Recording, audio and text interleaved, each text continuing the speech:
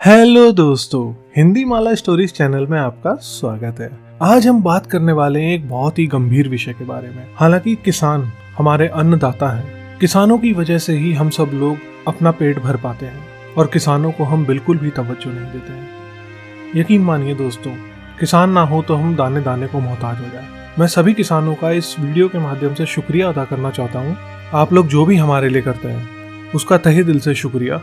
अपना और अपने परिवार का ख्याल जरूर रखिए। तो चलते हैं अपनी आज की कहानी की तरफ। एक गरीब किसान। गर्मी का महीना था। चिलचिलाती धूप में श्यामू अपने आप से बातें करता हुआ जा रहा था, मानो जमीन से आग निकल रही थी। श्यामू के पैर में चप्पल भी नहीं थी। वो नंगे पैर लंबे लंबे कदमों से आगे बढ़ता जा रहा था। उसको अपनी नहीं बल्कि अपने खेतों की बहुत ज्यादा फिक्र थी। जंगली जानवर के झुंड खेतों में आते थे और कुछ ही मिनटों में खेत को तहस नहस कर देते थे। श्यामू के खेत में इस साल बहुत ही अच्छी तरबूज की फसल लगी थी, जिसे देखकर उसकी जान में जान आती थी। उसके पास पैसा नहीं था, लेकिन उसने गांव के ही एक जमींदार से पैसा उधार लिया हुआ था, जिस पर जमींदार का ब्याज बहुत तेजी से बढ़ रहा था। श्यामू मन ही मन में सोच रहा था, इस बार तरबूज बेचकर जमींदार का सारा कर्जा चुकाऊंगा और इसके बाद अपनी बीवी के लिए एक अच्छी सी साड़ी, अपने लिए एक कुर्ता खरीद लूंगा। बच्चों के पास भी कपड़े नहीं हैं, उन्हें भी कुछ ना कुछ देना पड़ेगा। आगे सर्दी भी आने वाली है, जिसके लिए रजाई और कंबल भी लेना पड़ेगा। वो ये सब अपने मन में बड़बड़ाते हुए खेतों की तरफ जा रहा था। उसे अपने पैरों की फिक्र नहीं थी। आम आदमी तो ऐसी गर्मी में नंगे पैर नहीं चल पाता, लेकिन श्यामू अपने मन में सपने देखता हुआ अपने खेतों की तरफ बढ़ता चला जा रहा था। खेत के पास पहुंचते ही श्यामू गदगद हो गया। खेत में बहुत अच्छी तरबूज की फसल थी।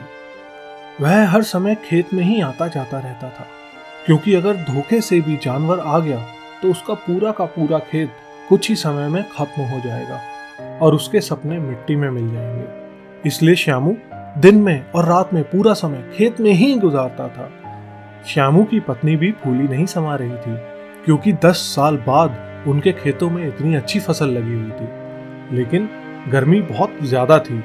जमींदार अक्सर आके श्यामू को धमकी देता रहता था, फसल काट दो और मेरी पाई पाई चुका दो, नहीं तो तुम्हारे लिए अच्छा नहीं होगा। श्यामू हाथ जोड़कर हमेशा यही कहता था, इस साल खेत में फसल अच्छी लगी है साहब, मैं आपका एक एक पैसा चुका दूंगा। तरबूज की फसल लगभग तैयार थी। जितनी खुशी आज श्यामू को हो रही थी, उसका अंदाजा लगाना आज मुश्किल था। वह मन ही मन में खुशी से झूम रहा था, लेकिन उसको पता था कि अगर जरा सी भी हमसे चूक हुई तो मेरा सब कुछ नष्ट हो जाएगा। रात में भी वह जरा सी आहट से ही उठ के बैठ जाता, अपने खेत में इधर उधर देखता और आकर फिर से सो जाता। उसकी नींद कभी पूरी नहीं हो पाती थी। उसके सपनों में भी खेतों की याद बनी रहती थी। 3 दिन बाद तरबूज की फसल को कटाई करके शहर भेजने वाला था।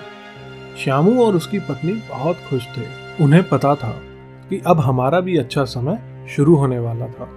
हम सब भी अच्छे कपड़े पहनेंगे, हमारे पास भी रजाई और गुदगुदे गद्दे होंगे, ताकि सर्दी में पूरी रात ठिठुर ठिठुर कर ना गुजारनी पड़े। श्यामू और उसकी पत्नी अपने मन में हजारों सपने संजो के बैठे थे, क्योंकि फसल इतनी जो अच्छी थी। श्यामू की फसल देखकर पड़ोसियों को भी जलन हो रही थी। श्यामू खेत में एक छोटी सी लकड़ी की झोपड़ी बनाकर रहता था। वो झोपड़ी में आराम करने लगा। दोपहर के 12 बज चुके थे। श्यामू भी उठ उठ कर इधर उधर देख रहा था, क्योंकि दोपहर में जंगली जानवरों का खतरा ज्यादा बना रहता था। चारों तरफ धूप थी और सन्नाटा छाया हुआ था। श्यामू के खेत से गांव की दूरी लगभग 1 किलोमीटर थी। श्यामू ने इधर उधर देखा, कोई जानवर दूर दूर तक नहीं था। यह सोचकर वह आराम करने लगा। इतने में ही उसे कब नींद आ गई उसे पता ही नहीं चला। श्यामू को नींद आते ही एक जानवर का बड़ा झुंड आया और उसके खेत में टूट पड़ा। श्यामू इतना थका हुआ था कि वह बहुत ही गहरी नींद में सो गया।